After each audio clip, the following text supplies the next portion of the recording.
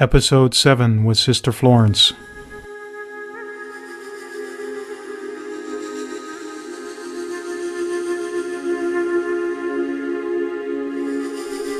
Where meditation meets daily life, this is the Meditation Freedom Podcast. Chronos, Kairos. Chronos is clocks, deadlines, watches, calendars, agendas, planners, schedules, beepers, phones. Chronos is time at her worst. Chronos keeps track. Chronos is the world's time. Kairos is transcendence, infinity, reverence, joy, passion, love, the sacred. Kairos is intimacy with the real. Kairos is time at her best. Kairos is spirit's time. We exist in Chronos. We long for Kairos. That is our duality. Chronos requires speed so that it won't be wasted. Kairos requires space so that it might be saviored. We do in Chronos. In Kairos we're allowed to be. It only takes a moment to cross over from Chronos into Kairos, but it does take a moment. All that Kairos asks is our willingness to stop running long enough to hear the music of the spheres. Sarah Ban Brednock. So that's one interpretation of Kairos versus Chronos. And I like the next one a little bit better. It's a little more intimate and playful and maybe a little bit less dualistic. Kairos is sacred time. It is the fullness of time revealed in this very moment. Kairos is the wholeness and love unveiled in this transparent present. Kairos is the falling away of Chronos, where means have no ends except the creation of further means. It is a coming home, a resting in and upon the ground of our common being. Kairos is time made intimate, a spacious holding that surrounds and permeates each experience. The Kairos nature of each moment invites us to trust that every moment carries within it all of the resources needed for that particular moment. Kairos is the revelation of a love that is not the effect of any cause, a love that is ever present and beyond every cause and every effect. Kairos reveals a peace that cannot be created, that depends on no condition. Kairos is an eternal presence that cannot be earned or attained, because it already is. It always is, and it is ours for the uncovering, for the allowing, for the experiencing, within any now of our choosing. And our next guest named her retreat center Kairos, and thus was inspired by that idea of Kairos. This is a retreat center in the woods north of Spokane, where people can come of all traditions to practice mindfulness, meditation, prayer, contemplation, and have some stillness, have a refuge in stillness. Take a break from the busyness of daily life. And then hopefully bring some of that stillness and practice back into their daily lives after they've gone to a retreat for renewal. Thank you so much for checking out this podcast, and today's interview is going to be with Sister Florence Leone of the Franciscan Sisters of Philadelphia. She's the founder of a retreat center in the hills up north of Spokane in Washington State. She and the retreat center have a very special place in my heart because this is the place I went to for at least a dozen years and practiced. And Sister Florence and Sister Rita were the people holding the place, holding the space and taking care of the retreatants, whether that's with food and with their energy and their love and kindness, as well as their own wisdom. So a little bit about Sister Florence. She had a call to a ministry that would give busy people an opportunity to experience a more prayerful and contemplative environment. And that's about 40 years ago we're talking about now.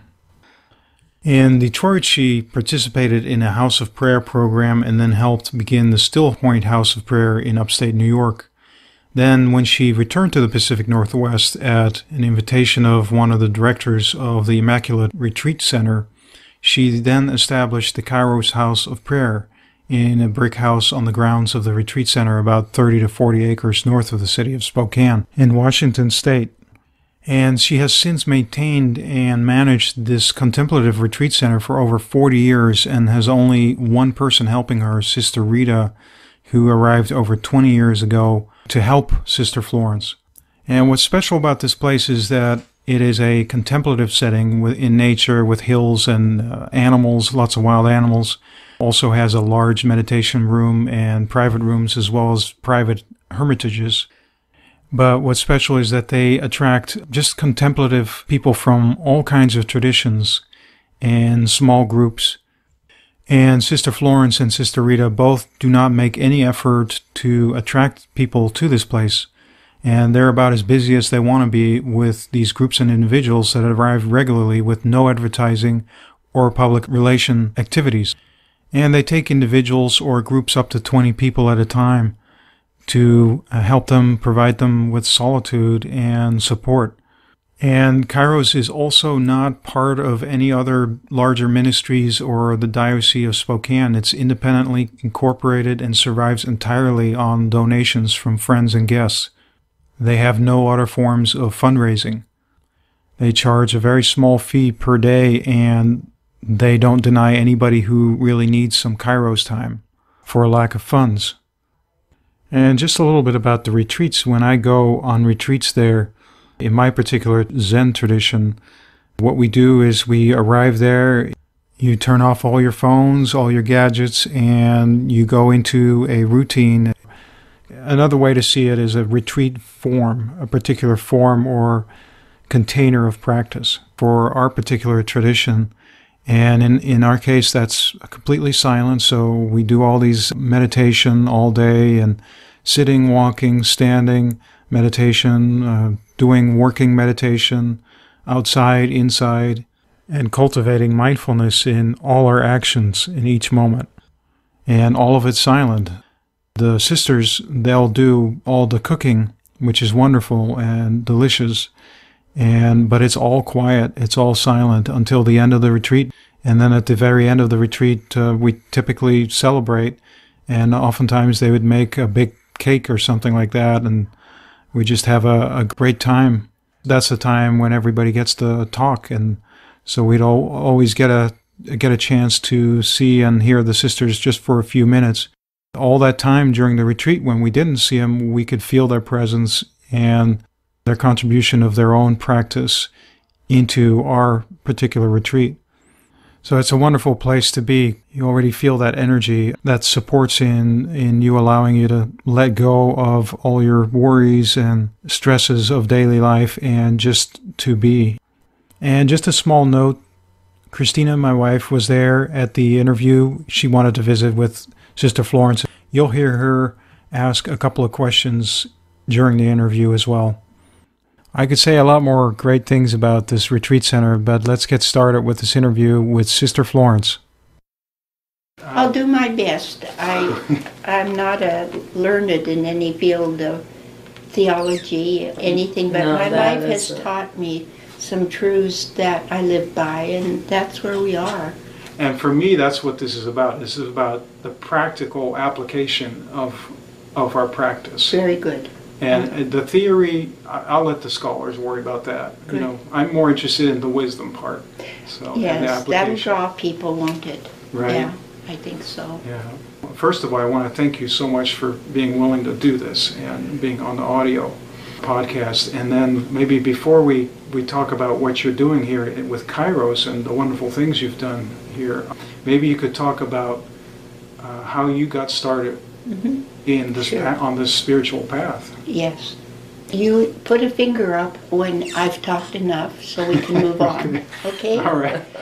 I was teaching and I picked up an article by Sister Ann Chester and the major superiors of the religious communities in the States every year have a leadership conference.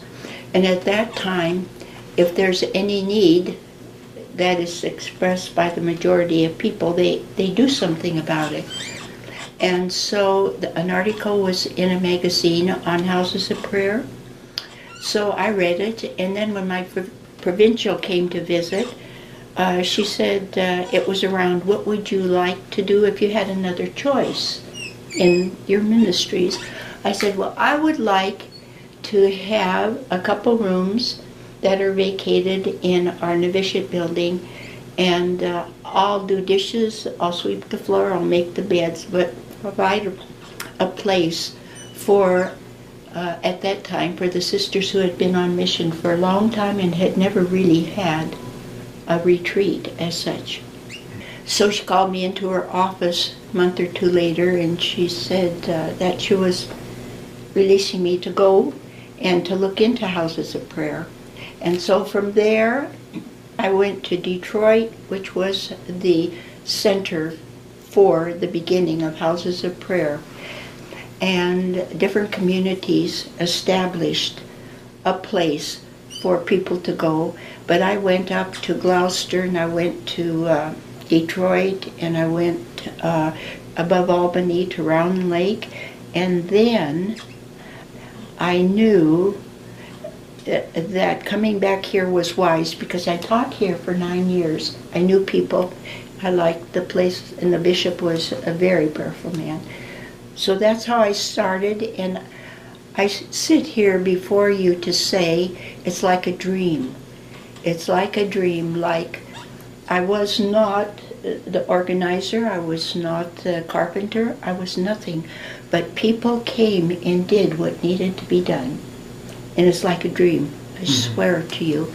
So if we put it in other terms, it was God wanted the work, or it never would have unfolded.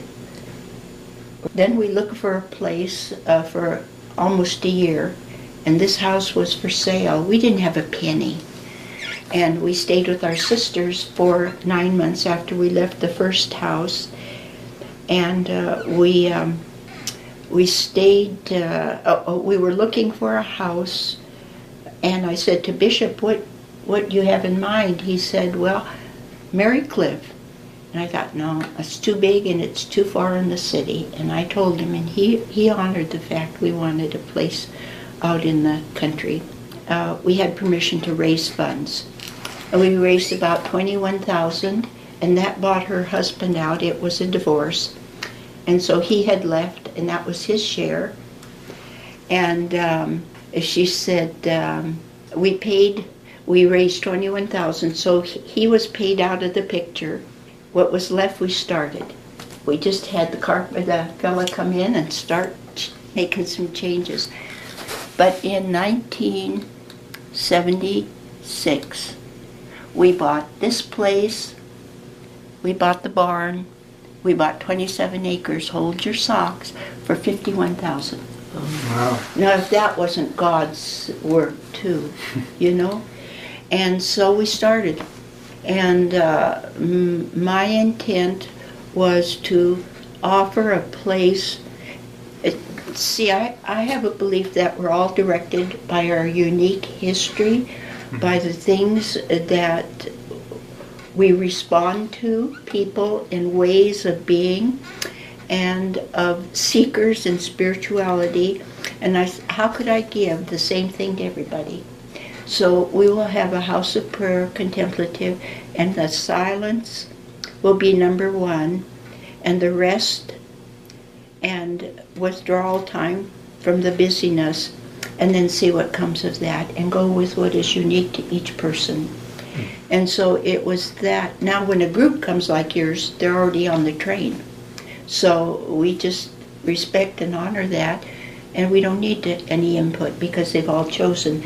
But when we have individuals, that's what we do, is try to make a home, and by loving and caring that they too know the truth of their own wonderful being, we want to do God's work, not what I think is best. How do I know?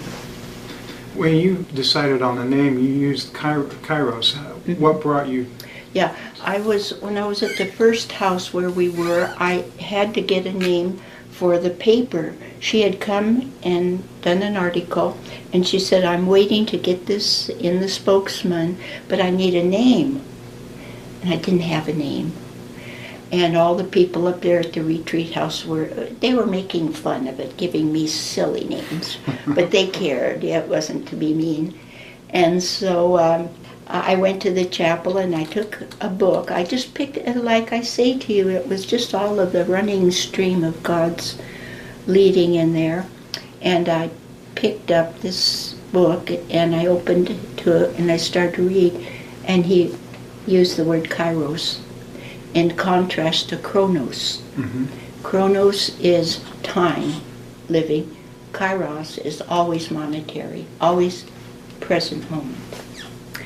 And so it was the word. Still means the same. Mm-hmm. And no past, really. Past is past, no future, really. We don't know. Can't go back and get the past and bring it up, and can't go and get that. So present moment is the secret of saintly living. You know, I can pray a cup of coffee. I can pray sweeping a floor, not by what I think or say, but by the inner attitude of service and of love that we can. It's an atmosphere more than it is telling you what to do, you know? Mm-hmm. Something like that. Yeah. And what kind of practice do you personally have to cultivate that stillness and get in touch with that? We do a lot of, well, you know what we do when we have people here. That's a lot of cooking. But we start our day with meditation, contemplation, quiet, prayerful, present prayer. And we read it from our scriptures that are written out for us. And we have our communion service. And then we listen to something that's on the topic of building a spiritual life by very sound, good teachers. Some of it is Tibetan, and some of it is Buddha. I have one on Jesus and Buddha. It's wonderful. Mm-hmm. And why should we differentiate and hold against another what we're all called to the same way? Right. Ultimately, we are called to the same way. I agree. We just find it in different ways. And you must have recognized that early on, because Kairos allows people from all kinds of religions to practice here. Mm-hmm. I knew it had to be that too. I didn't ask anybody, even the bishop, but I knew that as they come and God's work will be done. We're just here to facilitate in whatever way it occurs to us. You know, I can't emphasize it enough, but I say what's true. Mm-hmm. Yeah. And I'll tell you another little thing too, is being human, and I know this from my own life, is that we like to feel good and accomplished. And in our meditation and our prayer, we can feel that we have done our duty. Can I put it that way? Mm-hmm. And there's an inner attitude that says that whatever the moment holds, you hold it in a prayerful way, because to want the pleasures or the consolations and they don't come, then we usually don't go back. We want things to satisfy the human person. You see what I say? People will go to a retreat, that was so wonderful. A week later, they're back into the, you know what I'm saying? Yeah. And so we learn to live, what we would call in our Catholic Christian way would be the way of the cross, to enter the human suffering that people go through in this journey of life, and the resurrection joy that there is a place for us, however we understand that, because of our fidelity to the journey. And a lot of that is just plugging away. You don't get anything for weeks or months. But the saintly people who've gone before us encourage us, don't expect anything. Receive what is given with thanks. Mm-hmm. With thanks. Everything has a purpose. You mentioned earlier, you touched on how people have very deeply conditioned habit patterns. Yes. And they come to the retreat and it helps them loosen it up a little bit. But it's still very easy to go back exactly. and fall back into that pattern. Mm-hmm. So what would you say as an advice to someone who struggles with that integration of what they've just learned in a retreat or? Yes, it's a good question. What I tell them is that first of all you have to will it.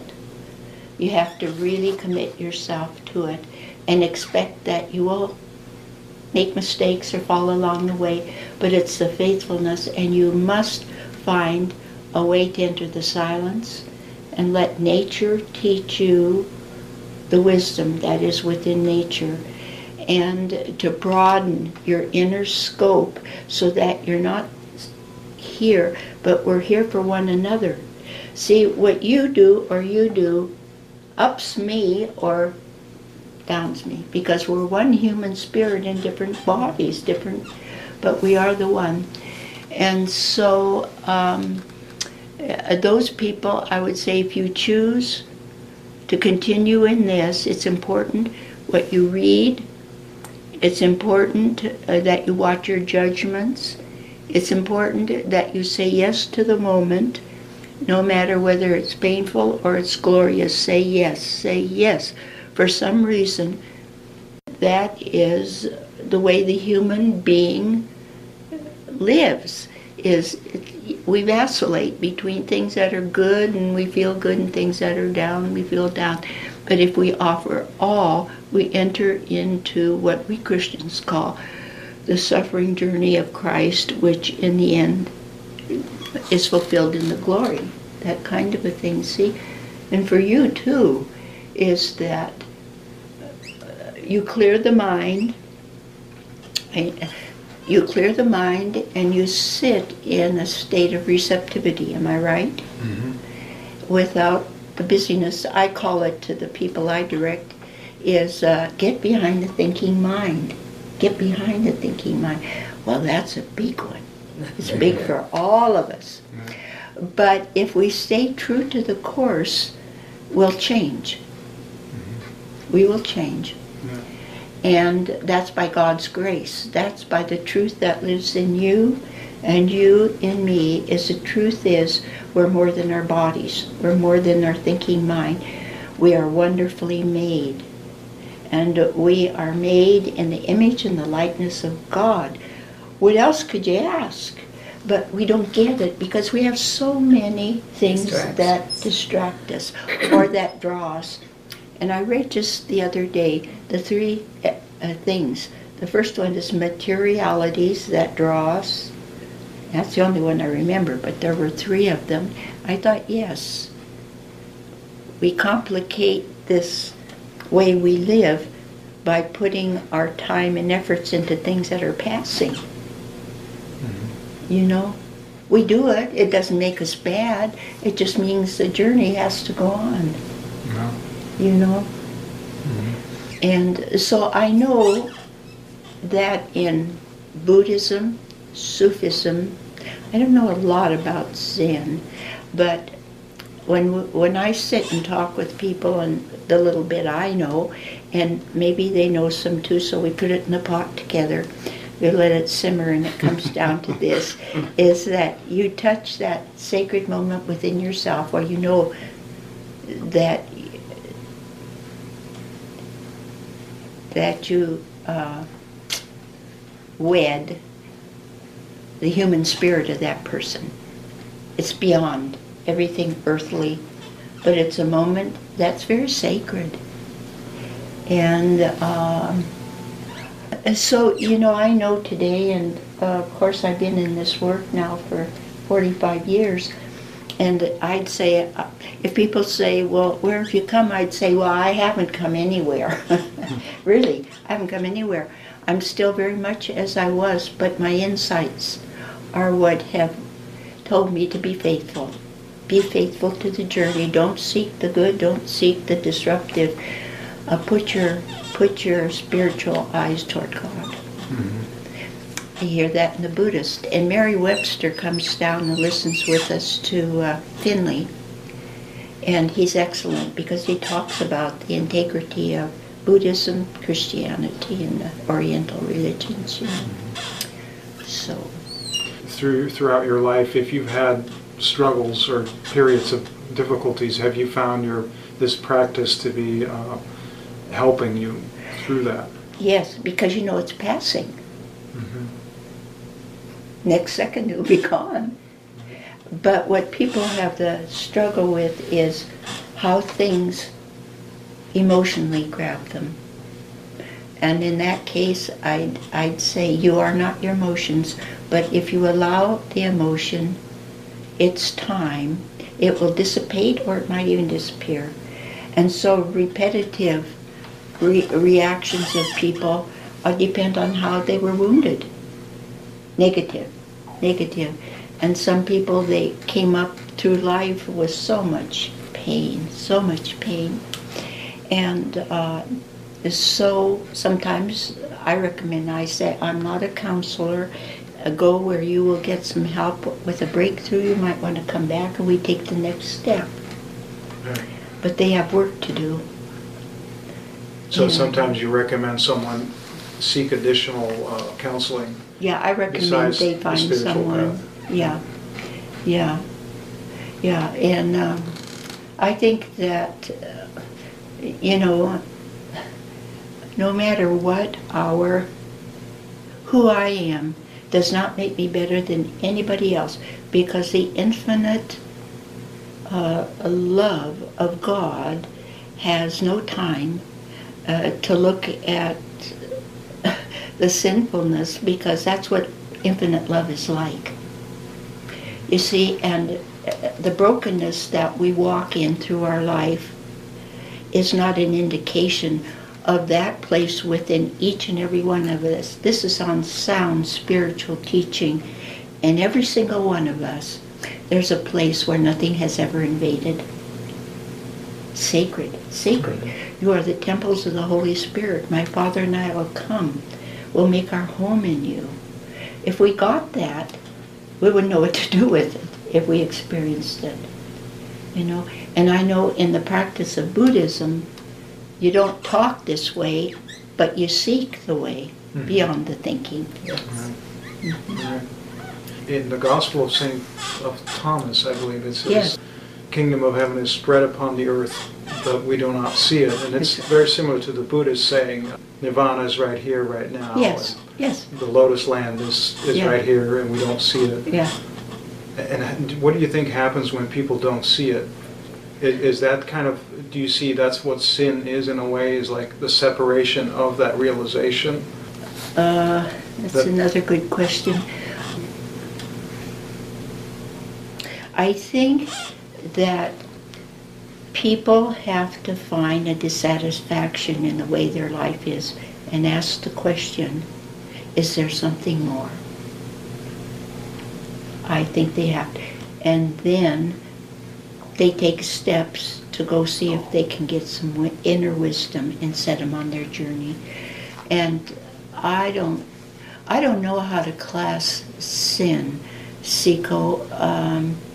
We think it's doing something contrary to love, and I think if you call it anything, that's what I'd say. Contrary to loving. That's good, yeah. But we all are broken. We all have our shortcomings. We all, some of the most, what I would call wonderful people I met are recovered alcoholics, recovering alcoholics. And they have deep insights, and they have a way of learning a way to not depend upon drugs or drink. They find a way. Well, what gives us all strength over our big things that cling to us? But God's got to do it. And I don't know what word you have. We have images of God. We have words for God. We have pictures of God. But none of that is God, of course. Yeah. And we teach our little kids, in books. And this is Jesus, and these are little children. That's fine. But there's a day we all have to grow up spiritually and say, we don't know it. We don't know it. It's the biggest... Do you think we all find the purity of God within ourselves? Oh, absolutely. Absolutely. Yeah, I sure do. I sure do. And sometimes the busiest or the most Reformed people within our tradition anyway, at the same time reached high spirituality. What is that? You know, I have it easy here because I don't have to go out and do anything. But I think that if I was meant to be here, that's why I'm here. And I have loved every minute of my work. Yeah, if I had a second life, I'd do it again. But I don't know if that answered your question. It's a good one. I'll think on it. Yeah, no, it does. And you mentioned the brokenness of somebody who was a former alcoholic and how that actually somehow made him more insightful and compassionate. Suffering leads people to new ways of... That's right. Yeah. That's right. It's an impetus for them. There's some place in the human life, if an alcoholic drinks and drinks himself to death, he's missed an opportunity. But if on the journey he gets an insight and says, I don't want to do this anymore, look what's happened, and then he's got an avenue to start treating or working with the alcohol, you know. But it's an easy way out, and I say, I don't know if this is true or not, so you better not quote it, but that all what I would call unloving things in the world are because of pain. Pain. Human pain. And we don't know how what we say is heard. If I said one thing, you'd both hear it differently because of your backgrounds. Yeah, it's true. See? And so when people hurt and have struggles and have pain, I just say, if God has compassion, those people are being compassioned because it is such a struggle, such a struggle. So when you do something loving, you do it and I do it, we help lift them up. Right. Isn't that wonderful? Yeah. That we can be that kind of a light and love in our world. Yeah. And it's simple. You don't have to go anywhere to do it. There's so much violence in the world now. So much. Why do you think that's true? And that's what I was going to ask you. Yeah. I don't know. Yeah. Is there anything you've learned over the years from all the groups that come here, that maybe you didn't realize before they started coming? Well, the years of people coming have confirmed my own belief in the human person. We all have the Spirit holds an inner wisdom and strength that can, when it's incorporated with what we're talking about now, we can find a way to live in our world with letting people be who they are, but at the same time, being who we are, we raise the whole of humankind into a more peaceful way, loving way of living. What was your question? Well, you answered it. You said you are peace. The way to get peace is to be peace. And where do you get it? It's given. Yeah. Everything good is given. But we're not seeing it. Yeah. And, we go back to the Adam and Eve story. But the picture I have, if I go back there, is the first truth is that they walked in the quiet of the evening with God. We were at one. But because of whatever happened, I don't know, is that we thought we could do it on our own. Mm-hmm. No way. No way. We cannot do it on our own. And many times deep graces come in strange clothing, but we see after a while that there was a purpose for that. There's a purpose. In a way, like you're saying, in order to see light, sometimes you have to go into the dark. Absolutely. Before you recognize it. Absolutely. Yeah. And that's why your group work is so good, because you don't go there alone. Yeah. Mm-hmm. Right. Yeah. So beautiful to have you two here sitting and we're talking like this, And but I think the biggest thing, and I'm so grateful I couldn't say enough about my own dear dad, who was a hunter and a fisherman, and he was one of 11 born to my grandparents. And however my father got it, that's what I say, sometimes you don't know it until you think back and you say, is that he gave me the spirit to simply let things be. And also to know love. I knew love. He didn't have any. My mother's way with me was excellent because she made me do things I never wanted to do, to be honest and don't lie and stuff like that. But my father loved me no matter what, and I know that I've always had that grace available to me. I don't find it difficult to love people, and but that's God through me, through you, you. You just become that, So I think that was the biggest thing that I had to bring to the ministry was I've never met a person that I disliked. I may have liked not liked their habits or their sloppy dress, but I cannot say that I have met a person that I didn't really reverence in some way. Yeah, that's amazing. Yeah, it's wonderful. What would you say to people who are so busy and they may not have the opportunity to come to retreats or to be around a spiritual group? Is there anything, any parting words you have for them, or some inspiration maybe even? Yeah. Well, it goes back to the fact that something in them is dissatisfied with what is, and they're led to begin to do something on a spiritual soul level. And I would say take walks without thinking. Take walks, breathe the air, do the in-breath, the out-breath, and feel the wind. Just let the body be an instrument of quieting. And then to take some time. Now, some people cannot go sit and don't think. That's way out. But to take a scripture or a Zen reading or whatever, that if I can help them, I will. If not, I tell them, tell me what you think will most help you, and then I look for it and see if I can find it, so that they will sit for maybe 15, 20 minutes and read and stop when something strikes them, and then journal that experience or whatever.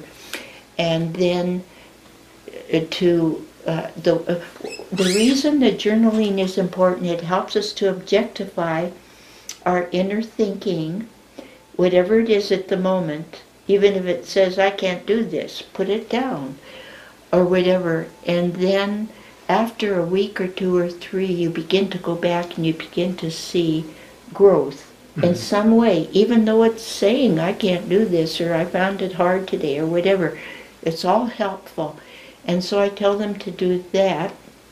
Then when they come back, whatever they want to share, let's talk about it. And then I encourage them. Like I had a woman the other day, and I've known her, for 20, 25 years. And for the first time, I could sense in her that she has culminated everything of the past in that inner desire to become really contemplative, to take time. Now, 25 years, so what? She got there. Yeah, right. Yeah. And you have to work at it, but not as a labor, but a labor of love for yourself. Mm-hmm. And would you say like daily, or? I would say daily, you betcha. And if people are so busy, they say, I don't have any time. I say, what are you doing with the time that you've been given? Right. What do you do with those 24 hours? Right. Is there anything you can choose, a time and a place? I say have a place where you're not going to be, and put all your phones and your little gizmos way away, and just go and let God speak to you through something, and then sit with that. See, I think that the most wonderful grace and positive for you and me and the whole world is just let God love you. Let God love you. You think you're worthy of being loved? Even though you did this or did that or something else, the ultimate is God is loving you through it all and in it all. And people try to get God's love. They try to say novenas and rosaries, go to daily mass, and they try to do those things to get something. And do you remember the story in, I think it's in, no, not Ephesians, one of the Gospels anyway, of the prodigal son, we call the prodigal son, and the last verse is the most powerful of the whole thing, is that when the elder son comes and said, "But Father, I've been with you, I've been faithful to you, I've done everything you wanted me to do, and you never feasted me, but you're feasting this wayward son of yours," and on and on and on. And the Father says to him, who represents God, Jesus tells a story, and this is what God, in the story, said to that elder brother, "Son, all these years you have always had everything I have had. I give you everything. I've given you everything I have." And I think God says that to us. I've given you everything. Open the doors and and know my love for you, not over the past or the future. Right now, every moment, God's loving us. You know? Whatever that reality is, I don't know. I can't even get a vision of it. But somehow, I think when we know God's love, despite our brokenness and all of this, is that we will see a new creation. And we will see the face of God in the human person. I think that's what's happening right now. We're paying the price, but we'll come through it because the Spirit is staunch. And I think we will. But anyway, that's all Florence's private interview. So you can put it up on the billboard if you want. Just don't put my name on it. What can you and I talk about? Thanks so much. Thank you so much for listening to Sister Florence. I know I really enjoyed interviewing her. And I, of course, enjoyed the retreat center a lot because I spent a lot of time there. And so what I will do is I'll add some video footage that I took. You know, I won't add any audio or music to it, just kind of the silence and some of the impressions I got. And I will also put those in the show notes. And then if you are looking for the show notes, which will be a summary of the transcript, so it won't be exactly verbatim, but it'll give you a good sense of what was discussed in the interview, you can go to meditationfreedom.com/007. And also, please feel free to leave a comment. Let me know what you thought of it or what your thinking is about Kairos versus Chronos. I'd be very interested to see what you think. And that's it. I hope you have a great day or evening or weekend wherever you are. Take care. Thank you so much for joining us on the Meditation Freedom Podcast, where meditation meets daily life.